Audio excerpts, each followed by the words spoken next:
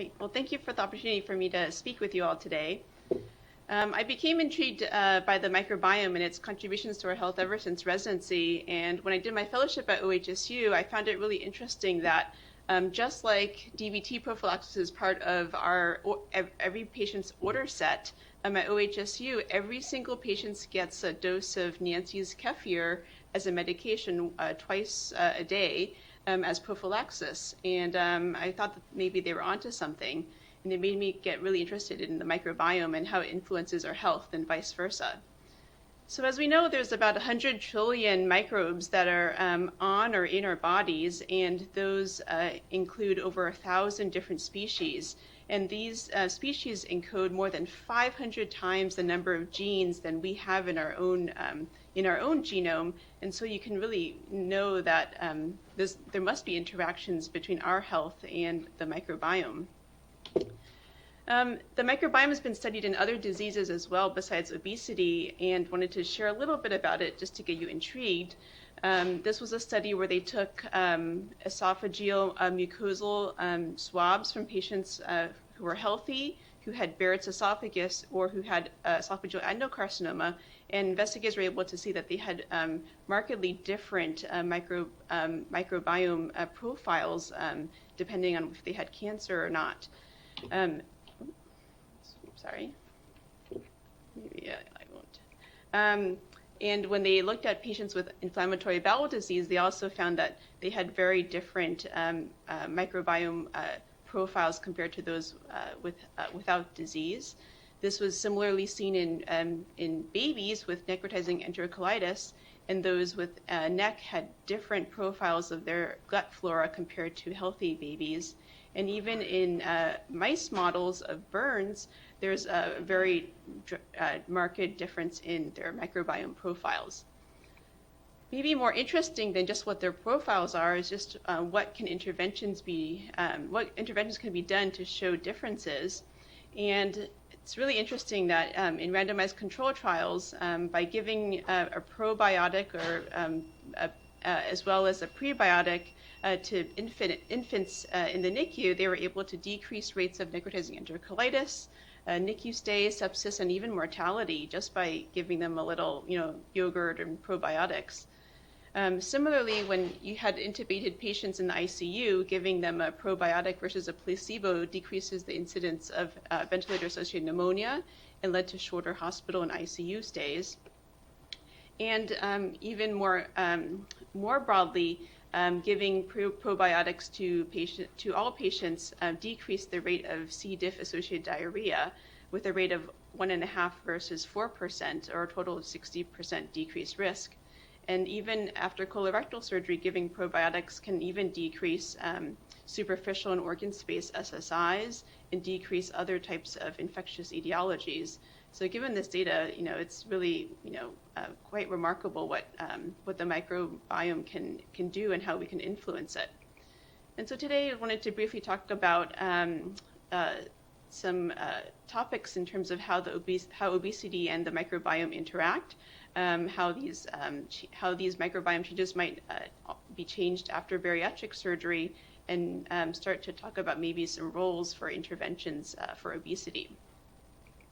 So as you all know, obesity is really on the rise. More than 40% of all Americans are obese with a BMI over 30, and nearly 9% of the population has a BMI over 40 or qualifies as severe obesity. So it really affects our entire patient population. Obesity is associated with many diseases and can lead to premature death, increased cancer, and really results in worse surgical outcomes for all of us, not just bariatric surgeons. And so optimizing the care for these patients is really in our best interest as providers. So to delve right in, there's been multiple studies that show that there are many factors that influence our microbiome, such as where we live, our own genetics, and how much we exercise. But even from birth, whether you're delivered by cesarean or vaginal delivery, it really influences our flora. Similarly, medications such as PPI use, which changes the acidity of our stomach and therefore can cause bacteria not to be killed by gastric acid can influence the microbiome as well as our diet. And studies, for example, have shown that people who eat lots of meat actually have a change in their flora so that the bacteria are better able to break down those animal proteins. Of all the microbes in our gut, they're generally divided into 6 phyla, and of which these phyla, the Firmicutes and Bacteroidetes make up the vast majority of our gut microbiome. And the Firmicutes group's common bacteria are things like Clostridiols, Lactobacillus, Faecalibacterium, and the Bacteroides are things like Bacteroides. So to look into the earliest animal studies, they found that when they had germ-free mice compared with those conventionally raised with bacteria, germ-free mice actually weigh less and have much less fat compared to those with the microbiome. Additionally, when they took the microbiome from conventionally raised mice and transplanted them into germ-free mice, those mice gained a lot of weight and increased their body fat as well, suggesting that the microbiome directly affects our body composition. And this was despite the germ-free mice eating more food than those with bacteria. Next, researchers studied wild-type mice compared to those with genetically induced obesity with a mutation in the leptin gene. At baseline, those with the mouse model with obesity are generally larger, as the model suggests. And when they took the microbiome from these 2 types of mice and transplanted them into the germ-free mice, those that received the obese microbiome gained significantly more weight and had more body fat, telling us that the microbiome can directly influence their body size. And furthermore, they wanted to see, well, how does that actually translate? How does the microbiome potentially do this?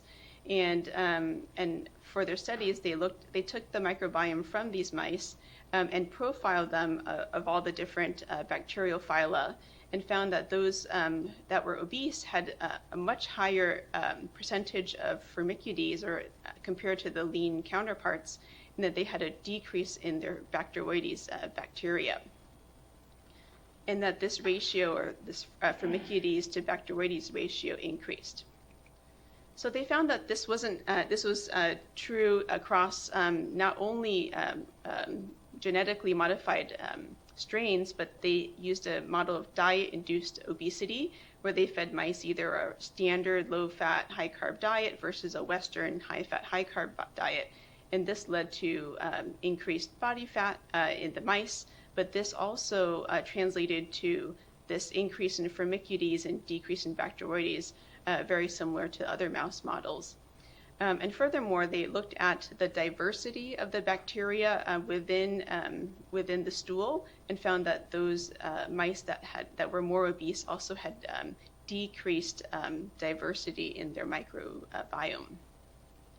So while these differences in bacterial distributions are seen, one of the biggest questions is, well, how do those microbial differences mechanistically increase body fat or body mass?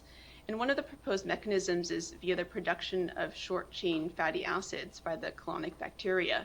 And so all of us, when we eat fiber, the undigested fiber gets fermented by the bacteria in our colon, and they produce 3 main short-chain fatty acids: acetate, propionate, and butyrate. And these fatty acids, all the residents know that butyrate gets used by the colonocytes for energy, but they really have much broader roles in being used for cholesterol synthesis, to be used for gluconeogenesis, lipogenesis, protein synthesis. And they also have a lot of effects on signaling as well, in terms of influencing inflammation, influencing the intestinal barrier, affecting motility, and even immune regulation. And so it's proposed that the alteration in these short-chain fatty acids may be contributing to the differences we see in body mass. And so the researchers took their experiments in mice one step further, and they took the stool from lean versus the obese mice and found that the obese mice actually had greater production of short-chain fatty acids, including acetate and butyrate. And when they did calorimetry on the leftover stool from the mice, they found that the obese mice actually had less calories in their stool, telling us that they were able to extract more energy from the food that they ate, and that this change is really seen in their microbiome. And furthermore, they looked at the genes expressed by the bacteria in the animals and found an upregulation of the microbial genes that are involved in carbohydrate metabolism and sensing, telling us that there's broad effects in how the microbiomes are working. So although those animal studies are interesting, we want to know whether these changes are seen in humans as well. And one of the earlier studies looked at 12 obese people versus 2 lean, and found that patients with obesity really did have higher Firmicutes and lower Bacteroides percentages compared to the lean controls. And when they put these patients on a diet, it actually translated into an improvement in their microbiome profile more to the lean comparison. And when they also looked at the percentage of body weight over time compared to their bacterial profiles, they found that there's a direct correlation with how much weight that they lost and their microbiome profiles. Similarly, another larger study looked at fecal samples from 61 people of varying BMIs, and when they did microbiome profiling on these 61 people, they found that with increasing BMIs, they saw a rise in the Firmicutes proportions and a drop in the Bacteroides, very similar to these animal studies, and to sort of reinforce what was seen in the animal models. And so there's an overarching theme based on these studies that the imbalance or balance of Firmicutes and Bacteroides can really be seen in obesity, where the Firmicutes goes up and the Bacteroides goes down. So while many studies have shown these findings, there are obviously some contradictory data as well. And one study looked at fecal samples from 97 people and found essentially the opposite findings, and that as BMI increased, they found the opposite, that Firmicutes decreased and Bacteroides went up. Another large study from the Human Microbiome Project found that there was no association between the Firmicutes to Bacteroides ratio and BMI, although this study did not include anybody with higher classifications of obesity. Similarly, another study of 40 patients really saw no association between this bacterial ratio and BMI, really telling us that, people really don't know whether whether there's a simple taxonomic signature of obesity and whether this really exists, but that there also might be other confounders that might explain these differences, in that patients with diabetes or metabolic syndrome have certain profiles that are contributing to their differences. How much does diet weigh in? How much does the fasting influence their microbiome, and did these studies account for when stool samples were taken? But also, we know that the microbiome effects on obesity might be mediated through other functions other than just their composition, such as their ability to influence metabolism and also the metabolites that the bacteria produce. So instead of looking at just those 6 phyla of bacteria, other researchers have really looked at the microbiome and obesity in different ways.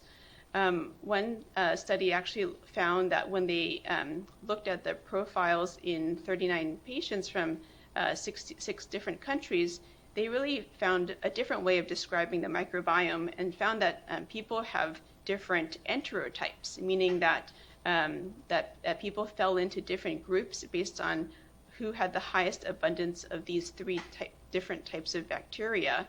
And these different types of bacteria which dominate have a different ability to harvest energy, and they found that this was even more influenced by the diet intake more than the BMI. So in addition to that, other researchers have also looked at microbial diversity. And so some papers studied 61 women who had obesity who were getting worked up to undergo bariatric surgery, and they found that a direct relationship between the body mass index and the microbial gene richness. So as the BMI increased, patients had a decreasing bacterial diversity, and that this correlated with fat mass and the trunk fat mass ratio as well, telling us that not only composition might be affected, but the diversity and the mixture of our bacteria.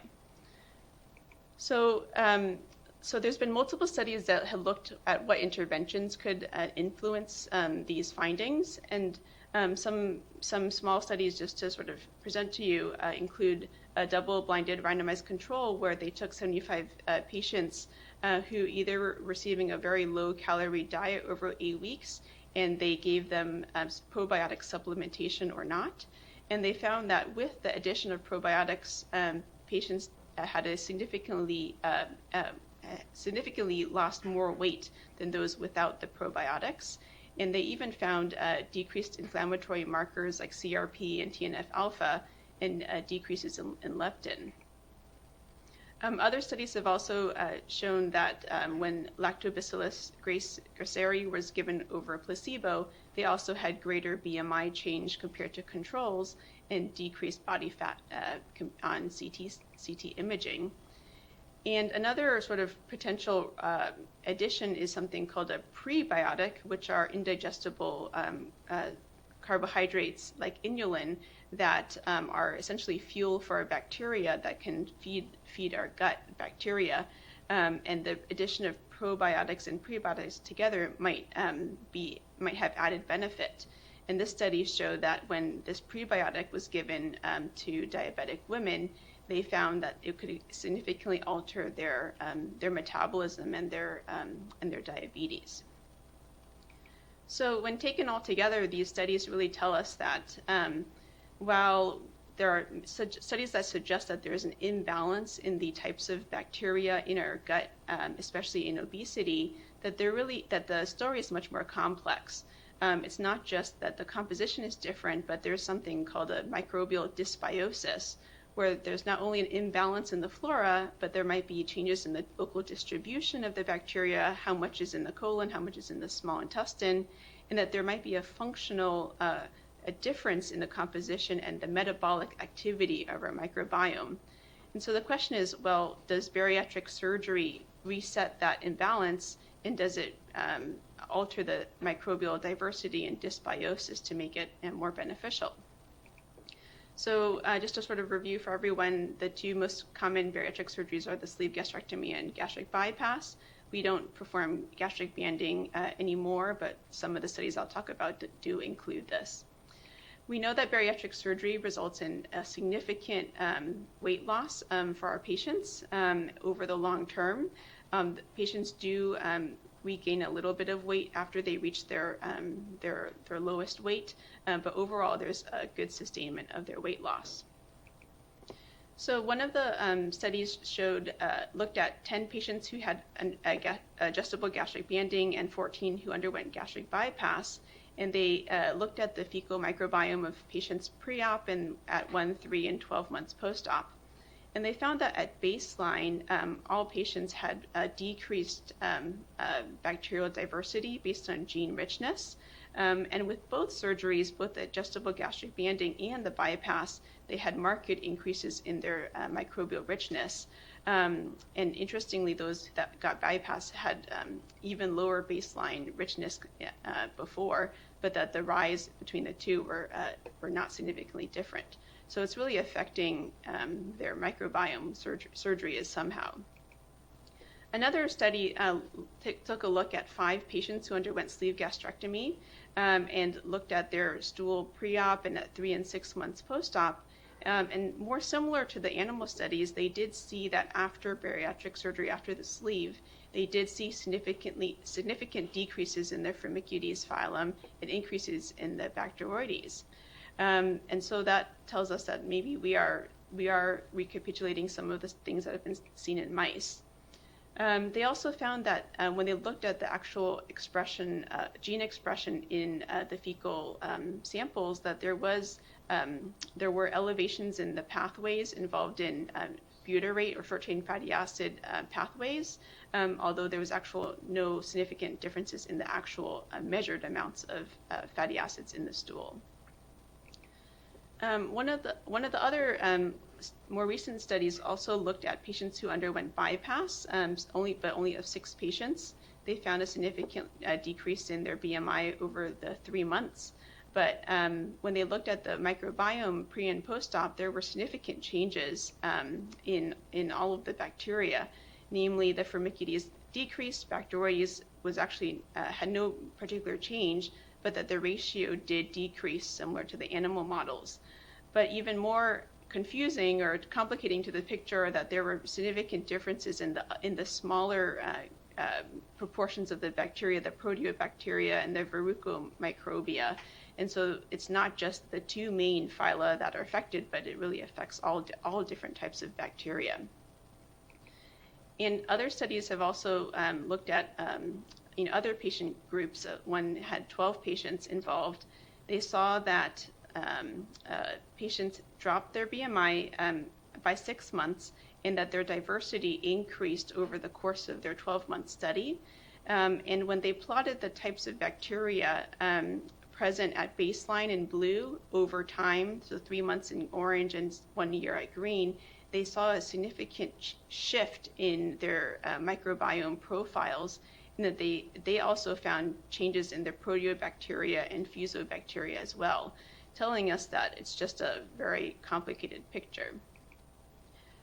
Similarly, another study looked at 7 patients who underwent bypass compared to obese controls matched by pre-op BMI, and they found they looked at actual specific bacteria, not just the phylum, and found that there were 29 different bacteria that had significant differences after surgery, of which 3 of them were Firmicutes species, and there were also increases in Proteobacteria. And when they looked at the gene expression in the fecal microbiome of these patients, they found lots of gene enrichment for genes that are involved in nitrogen and fatty acid metabolism, telling us that it's really affecting not only the types of bacteria, but the functional ability of the bacteria as well. Furthermore, they took stool from these bypass patients and transplanted them into a germ-free mouse model, and they found that those given the bypass patients' fecal microbiome, actually that the mice gained less fat compared to those who obtained the stool from obese controls. They had higher lean body mass, and this is despite no differences in food intake.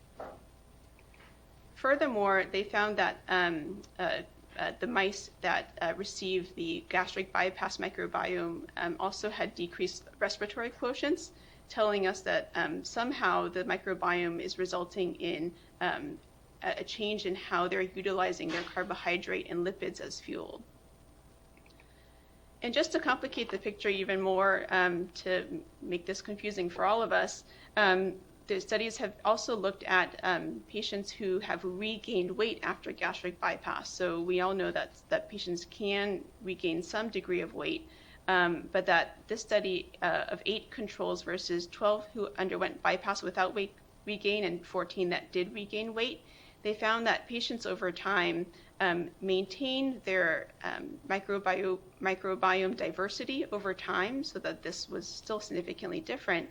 but in blue is essentially patients who regained weight, and that they have very different microbiome profiles depending on whether they regain weight or whether they maintain their weight loss.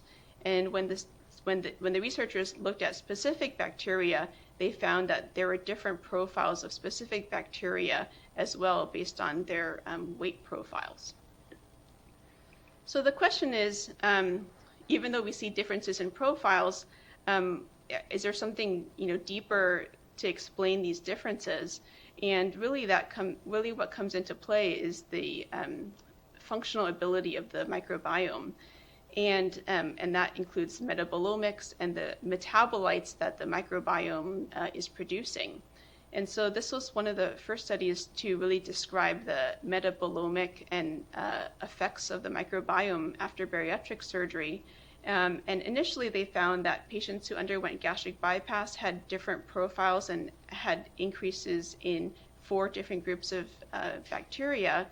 But they took the stool samples from these patients and they looked at the metabolites in the actual stool samples and found significant associations between different metabolites in the stool for patients who underwent gastric bypass versus those that didn't, really telling us that the functional output and the metabolism produced by the microbiome is very different. And other studies have actually looked at patients who underwent sleeve versus controls and found that there's a complete change in the gene expression of these bacteria in the gut that are involved in multiple metabolic pathways that might explain differences in weight loss and differences in obesity. And so when we take that all together, I find this quite confusing, and I can't keep the bacteria straight. But I think what we're trying to understand is that it's not just the bacteria, but it's their metabolites and what they're doing for signaling. And when we really kind of delve into it, the microbiome has different effects. We already talked about short-chain fatty acids and how the bacteria in the gut have a differential production in short-chain fatty acids, but microbes really have many broader abilities in the body. Namely, they take our bile acids and affect our bile acid metabolism, and these bile acid metabolites affect direct signaling in our gut and in our liver to affect things like diabetes and glucose management. And the microbiomes also take things like carnitine and choline from the animal proteins we eat and create metabolites like trimethylamine and oxide, or TMAO. And these metabolites can influence things like our cardiovascular health as well.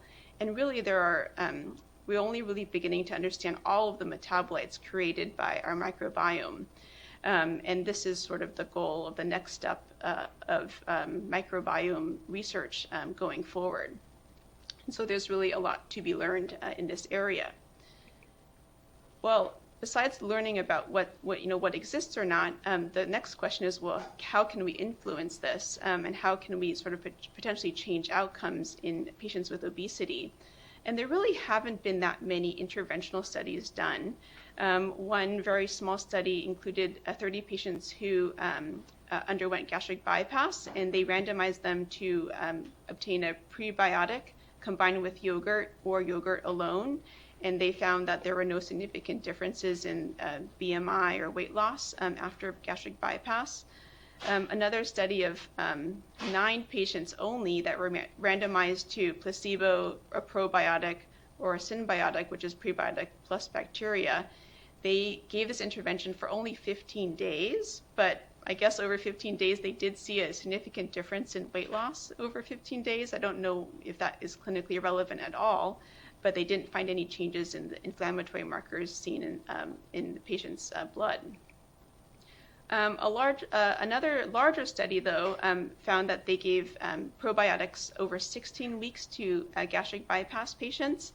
And in this study, at least, they found that the addition of probiotics resulted in much greater weight loss compared to those that who received placebo, and that in this study they actually found that there were overall drops in or changes in the inflammatory markers present in these patients as well, but they didn't have any significant effects on glycemic or lipid profiles. So this tells us that there is some hope in being able to influence obesity and the amount of weight loss achieved by bariatric surgery by probiotic and prebiotic interventions. And one additional study also randomized patients to probiotic or placebo and followed them for 6 months, and at least found at the 6-week and 3-month mark there was significantly greater weight loss in the probiotic group, though this was not maintained at 6 months.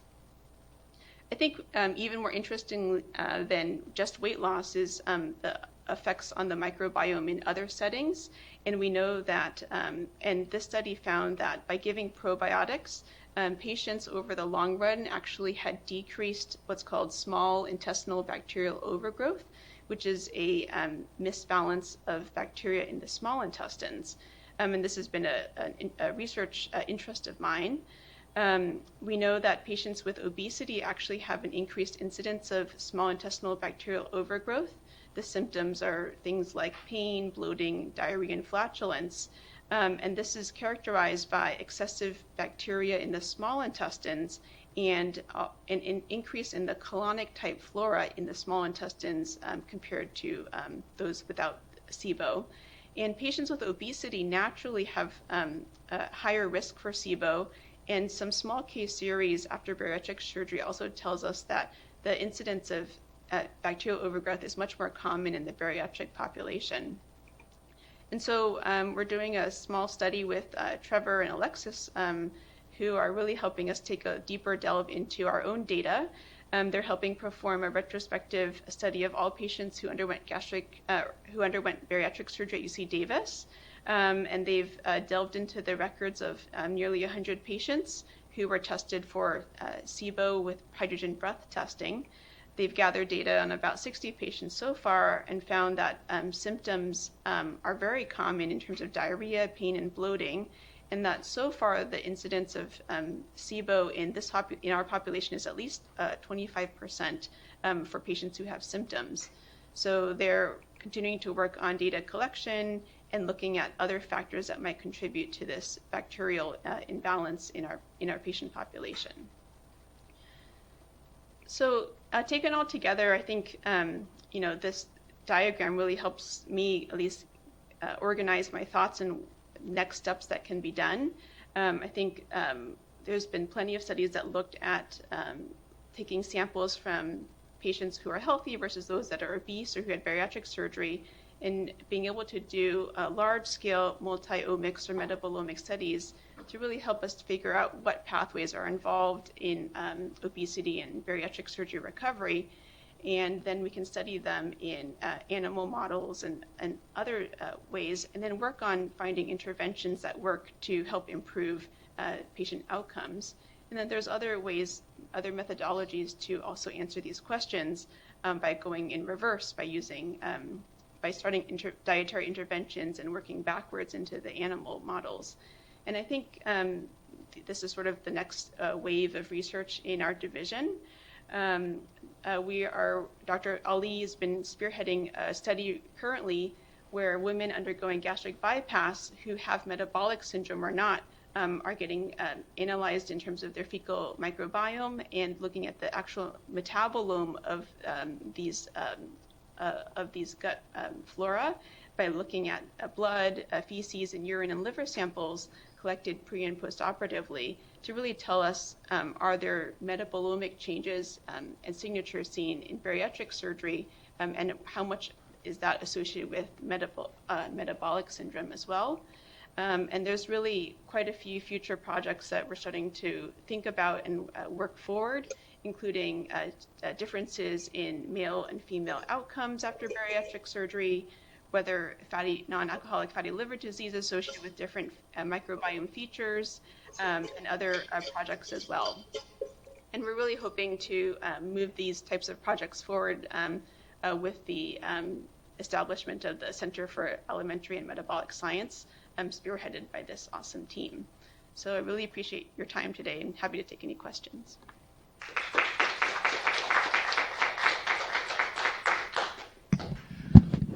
Well, Dr. Leo, spectacular.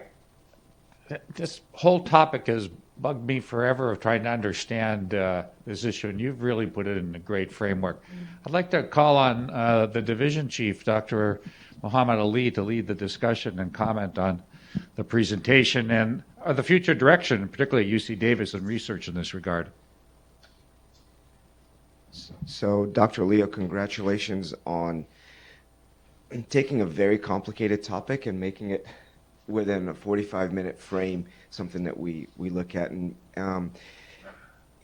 personally speaking, in terms of bariatric surgery, I think bariatric surgery is a very blunt instrument that does not look at patient-specific information.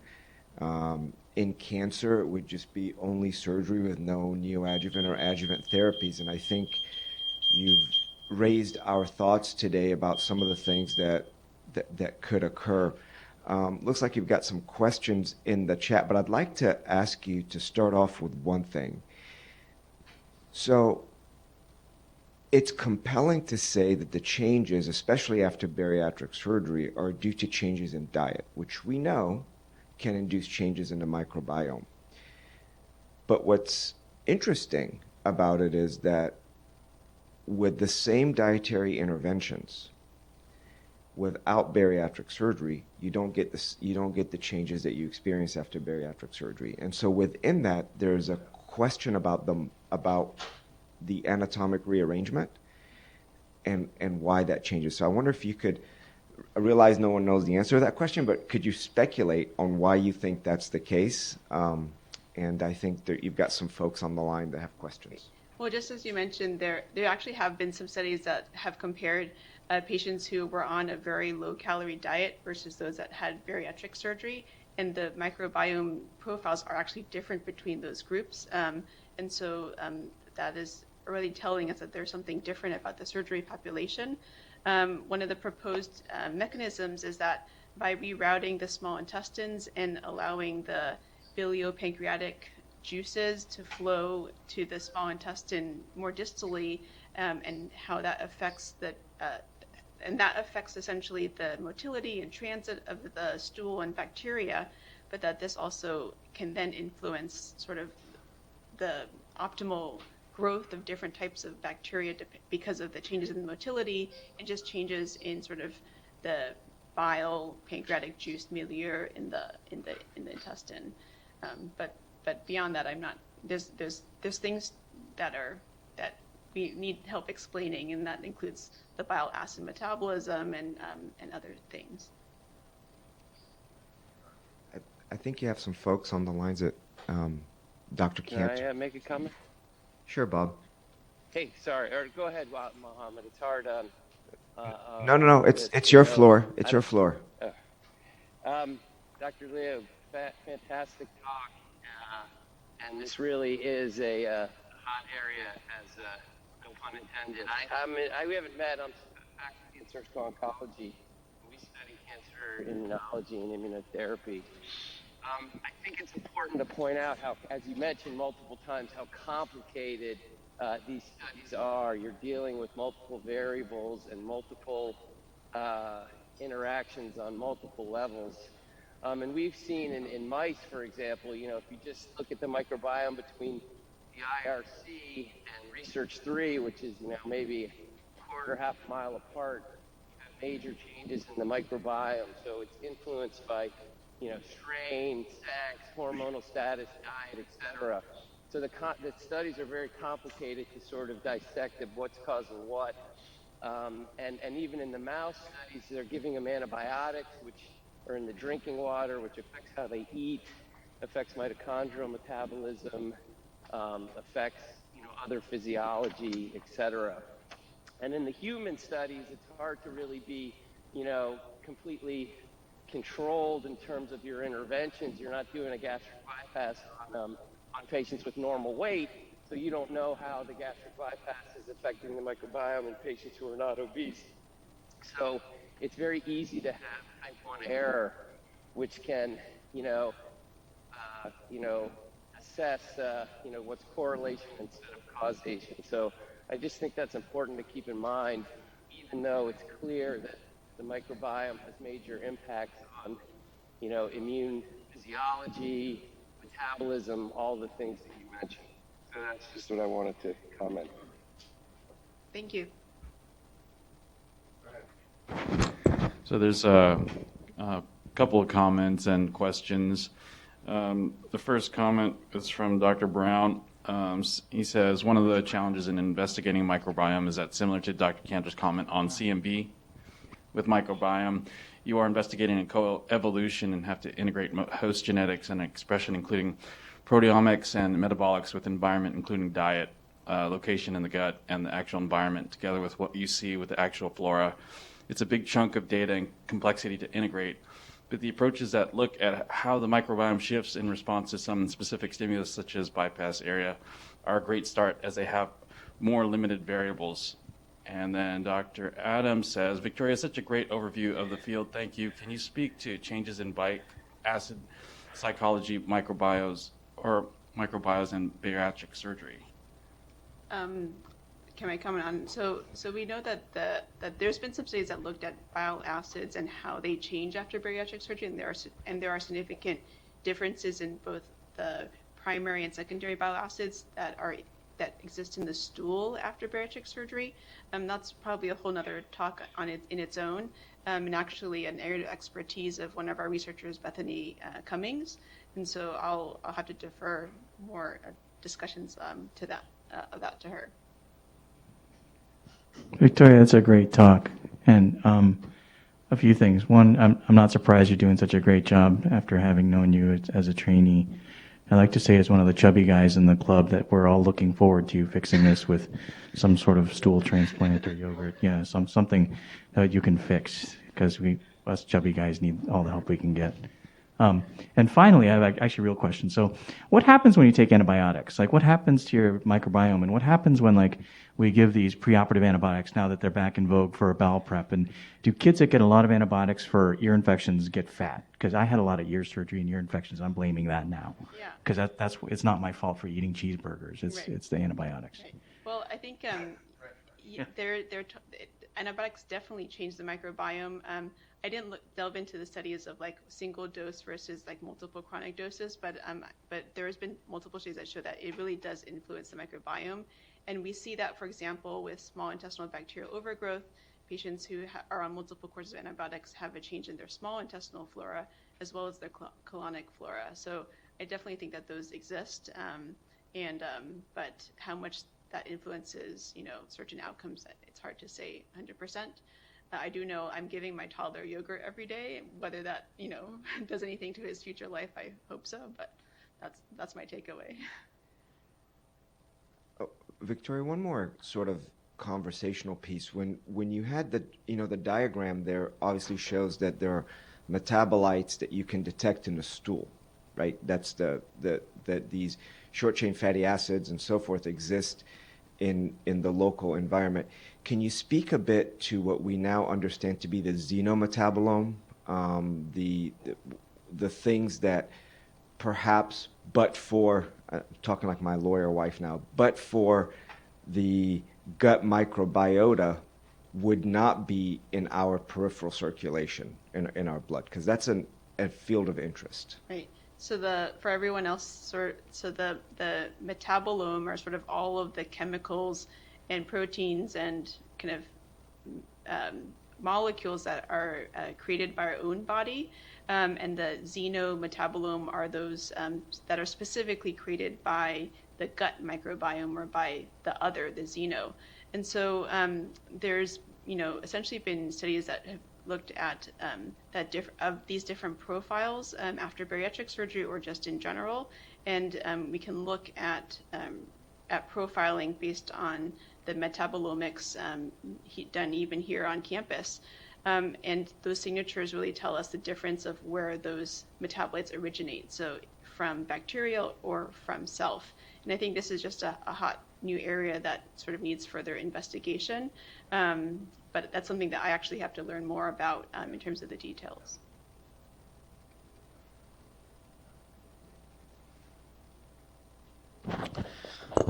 Dr. Utter asks, the treatment of C. difficile suggests that probiotics do not have the same effect as fecal transplant accepting the fact that feces are extremely complex and inconsistent from a microbiological perspective, have there been studies looking at the impact of fecal transplant before, after gastric bypass, etc.? That hasn't been done yet, but I think they're still starting to understand, like, well, what is the healthy and ideal microbiome first before they even attempt those types of studies. I think people have definitely done that in mice, but not yet in humans.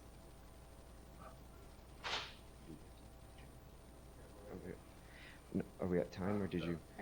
Well, I think just to get everyone done on time, Dr. Leo, thank you very much for a very provocative talk. Thank you all for the questions. And as Dr. Leo pointed out, there's a tremendous amount of outreach and collaboration. So if you have ideas about how the microbiome or metabolome affects any particular field, I think we have now the group of people in place to be able to think about those questions in a more intelligent way. So thank you, Victoria. Thank you.